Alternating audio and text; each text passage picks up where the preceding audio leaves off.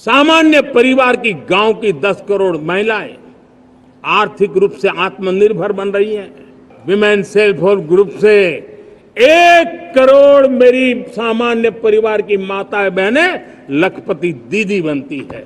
हमारे सारे अवरोध हटे, हमारी बंदी से दूर हो, हम पूरे सामर्थ्य के साथ चल पड़े, खिल उठे, सपनों को पा करके रहे, सिद्धि को हम अपने निकट देखें, हम आत्मसात करें, उस दिशा में हम चलना है।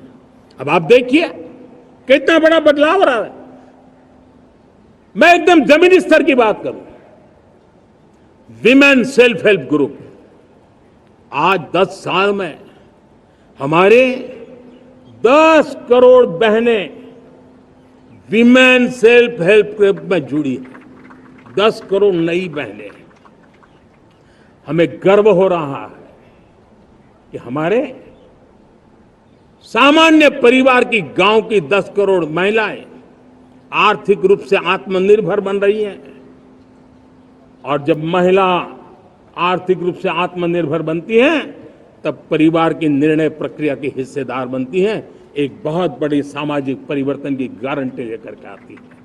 मुझे गर्व है इस बात पर, लेकिन साथ साथ मुझे गर्व इस बात का भी है कि हमारे सीईओ आज दुनिया भर के अंदर अपनी धाक जमा रहे हैं। भारत के हमारे सीईओ विश्व भर में अपनी धाक जमा रहे हैं। हमारे लिए खुशी की बात है कि एक तरफ मेरे सीईओ दुनिया भर में नाम कमा रहे हैं, भारत का नाम बढ़ा रहे हैं, तो दूसरी तरफ विमेन सेल्फ हेल्प ग्रुप से 1 करोड़ मेरी सामान्य परिवार की माताएं बहनें लखपति दीदी बनती है। मेरे लिए ये भी उतना ही गर्व की बात है।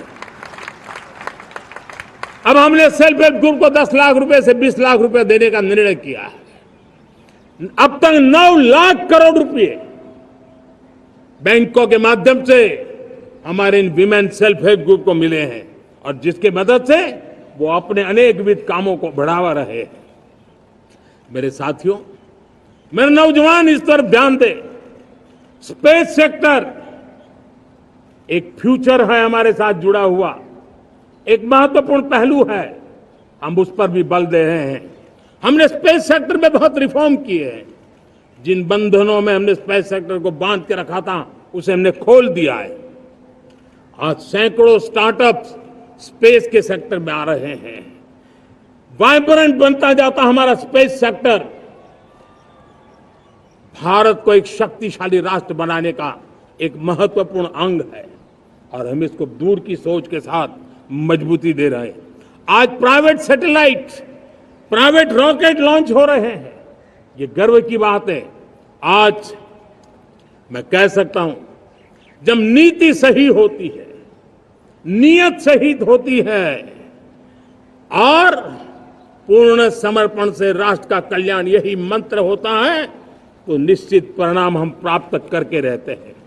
मेरे प्यारे देशवासियों, आज देश में नए अवसर बने, तब मैं कह सकता हूं 2 चीजें और हुई जिसने विकास को एक गति दी है, विकास को एक नई छलांग दी है। और ये है, पहला है आधुनिक इंफ्रास्ट्रक्चर का निर्माण। हमने इंफ्रास्ट्रक्चर को आधुनिक बनाने की दिशा में बहुत बड़े कदम उठाए हैं। और दूसरी तरफ सामान्य मानवीय के जीवन में जो बाधाएं हैं, ईज ऑफ लिविंग का हमारा जो सपना है, उस पर भी हमने उतना ही बल दिया है। पिछले 1 दशक में अभूतपूर्व इंफ्रास्ट्रक्चर का विकास हुआ है। रेल हो, रोड हो, एयरपोर्ट हो, पोर्ट हो, ब्रॉडबैंड कनेक्टिविटी हो,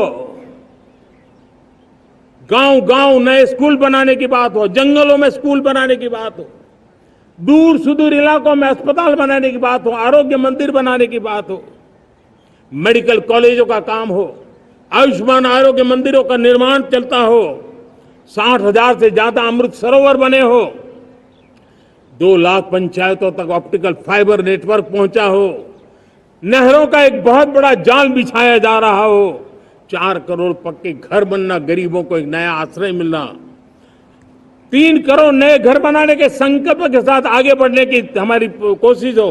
हमारा पूर्वी भारत, नॉर्थ ईस्ट, उसका इलाका आज इंफ्रास्ट्रक्चर के लिए जाने जाना लगा है। और हमने ये जो कायाकल्प किया है, उसका सबसे बड़ा लाभ समाज के उन वर्गों तक हम पहुंचे हैं जो ग्रामीण सड़कें वहां बनी है जिनकी तरफ कोई देखता नहीं था, जिस इलाकों को नहीं देखता था, जिन गांवों को नहीं देखता था। दलित हो, पीड़ित हो, शोषित हो, वंचित हो, पिछड़े हो, आदिवासी हो, जंगल में रहने वाले हो, दूर सुदूर पहाड़ों में रहने वाले हो, सीमावर्ती स्थान पर रहने वाले हो, हमने उनकी आवश्यकता की पूर्ति की है। हमारे मछुआरे भाई बहनों की आवश्यकताओं को पूरा करना, हमारे पशुपालकों के जीवन को बदलना, एक प्रकार से सर्वांगीण विकास का प्रयास हमारी नीतियों में रहा, हमारी नीयत में रहा है, हमारे रिफॉर्म में रहा है, हमारे कार्यक्रमों में रहा है, हमारी कार्यशैली में रहा है। और उस सबसे बड़ा लाभ मेरे युवाओं को होता है। उनको नए नए अवसर मिलते हैं, नए नए क्षेत्र में कदम रखने का उसके लिए संभावनाएं बन जाती है। और वही तो सबसे ज्यादा रोजगार दे रहा है। और सबसे ज्यादा रोजगार प्राप्त करने का अवसर इन्हीं समय में उनको मिला है। हमारा जो मध्यम वर्गीय परिवार है, मध्यम वर्गीय परिवार को क्वालिटी ऑफ लाइफ, वो स्वाभाविक उसकी अपेक्षा रहती है। वो देश के लिए बहुत देता है, तो देश का भी दायित्व है कि उसकी जो क्वालिटी ऑफ लाइफ पे जो उसकी अपेक्षाएं हैं, सरकार की कठिनाइयों से मुक्ति की उसकी जो अपेक्षाएं हैं, उसको पूर्ण करने के लिए हम निरंतर प्रयास करते हैं। और मैंने तो सपना देखा है कि 2047 जब विकसित भारत का सपना होगा तो उसकी एक इकाई ये भी होगी कि सामान्य मानव के जीवन में सरकार की दखलें कम हो, जहां सरकार की जरूरत हो वहां अभाव न हो, और जहां सरकार की बेकारण प्रभाव भी न हो, इस प्रकार की व्यवस्था पर हम प्रतिबद्ध हैं। मेरे प्यारे देशवासियों, हम छोटी छोटी जरूरतों पर भी ध्यान देते हैं, हम छोटी छोटी आवश्यकताओं पर ध्यान देते हैं और उसको लेकर हम चलते हैं। चाहे हमारे गरीब का घर का चूल्हा जलता रहे, गरीब की मां को कभी आंसू पी करके सोना न पड़े, और इसके लिए मुफ्त इलाज की योजना हमारी चल रही है। बिजली, पानी, गैस अब सैचुरेशन के मूड पर है। और जब हम सैचुरेशन की बात करते हैं वो 100% होता है। जब सैचुरेशन होता है तो उसको जातिवाद का रंग नहीं लगता है। जब सैचुरेशन होता है तो उसमें पांथिकता का रंग नहीं लगता है। जब सैचुरेशन का मंत्र होता है तब सच्चे अर्थ में सबका साथ सबका विकास का मंत्र साकार होता है। लोगों के जीवन में सरकार की दखल कम हो, उस दिशा में हमने हजारों कंप्लायंसेस के लिए सरकार सामान्य मानवी पर बोझ डालती थी, उन सारे कंप्लायंसेस को दूर किया। हमने देशवासियों के लिए 1,500 से ज्यादा कानूनों को खत्म कर दिया ताकि कानूनों की जंजाल के अंदर देशवासियों को फंसना न पड़े। हमने छोटी छोटी गलतियों के कारण ऐसे कानून बने थे उनको जेल में अंदर धकेल दिया जाए। हमने उन छोटे छोटे कारणों से जेल जाने के जो परंपराएं थी उन सारे कानूनों को नष्ट कर दिया और उसको कानूनों को जेल भेजने के प्रावधान को व्यवस्था से बाहर कर दिया है। आज हमने जो आजादी की विरासत के गर्व की बात हम जो करते हैं, सदियों से हमारे पास जो क्रिमिनल लॉ थे, आज हमने उसको नए क्रिमिनल लॉ जिसको हमने न्याय संहिता के रूप में, और जिसके मूल में दंड नहीं पर नागरिक को न्याय, इस भाव को हमने प्रबल बनाया है। ईज ऑफ लिविंग बनाने के लिए देशव्यापी मिशन में काम करें। हर लेवल पर मैं सरकार के प्रतिनिधियों का आह्वान करता हूं। मैं जनप्रतिनिधि, वो किसी भी दल के क्यों न हो, किसी भी राज्य के क्यों न हो, सबसे आग्रह करता हूं कि हमने एक मिशन मोड में ईज ऑफ लिविंग के लिए कदम उठाने चाहिए। मैं हमारे युवाओं को, प्रोफेशनल्स को, सबको मैं कहना चाहता हूं, आप अपने स्थान पर जहां पर आपको छोटी छोटी दिक्कतें होती है, आप उसके सॉल्यूशन को लेकर के सरकार को चिट्ठी लिखते रहिए। सरकार को बताइए कि बिना कारण की कठिनाइयां है उसको दूर करने से कोई नुकसान नहीं है। मैं पक्का मानता हूं आज सरकारें संवेदनशील है, हर सरकार, स्थानीय स्वराज्य की संस्था होगी या राज्य सरकार होगी या केंद्र सरकार होगी, उसको तवज्जो देगी। गवर्नेंस में रिफॉर्म्स, ये हमें विकसित भारत 2047 के सपने के लिए हमने उसको जोर लगा करके आगे बढ़ाना होगा, ताकि सामान्य मानवी के जीवन में अवकाश ही अवकाश पैदा हो, रुकावटें खत्म ही खत्म होती चली जाए। नागरिकों का डिग्निटी ऑफ सिटीजन, नागरिकों के जीवन में सम्मान मिले। डिलीवरी के संबंध में कभी किसी को ये कहने की नौबत ना आया कि ये तो मेरा हक था, मुझे मिला नहीं, उसको खोजना न पड़े। सरकार के गवर्नेंस में डिलीवरी सिस्टम को और मजबूती चाहिए।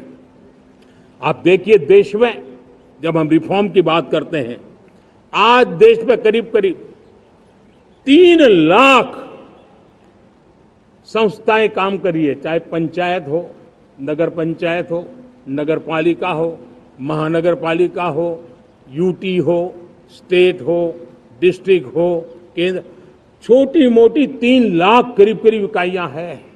अगर ये हमारे 3 लाख इकाइयों को मैं आज आह्वान करता हूं कि अगर आप साल में अपने स्तर पर जिन चीजों की जरूरत है सामान्य मानवी के लिए, 2 रिफॉर्म करें। ज्यादा नहीं कह रहा हूं मेरे साथियों, एक पंचायत हो, एक राज्य सरकार हो, कोई विभाग हो, सिर्फ 1 साल में 2 रिफॉर्म और उसको जमीन पर उतारें। आप देखिए, हम देखते ही देखते 1 साल में करीब करीब 25-30 लाख रिफॉर्म कर सकते हैं। जब 25-30 लाख रिफॉर्म हो जाए, तब सामान्य मानवी का विश्वास कितना बढ़ जाएगा, उसकी शक्ति राष्ट्र को नई ऊंचाई पर ले जाने में कितनी काम आएगी। और इसलिए हम अपने स्तर पर होती है चलती से मुक्ति पाकर के बदलावों के लिए आगे आए, हिम्मत के साथ आगे आए। और सामान्य मानवी की जरूरत, छोटी छोटी जरूरत होती है, पंचायत लेवल पर भी वो मुसीबतें झेल रहा है, उन मुसीबतों से हम मुक्ति दिलाएं तो मुझे पक्का विश्वास है कि हम सपनों को पार कर सकते हैं।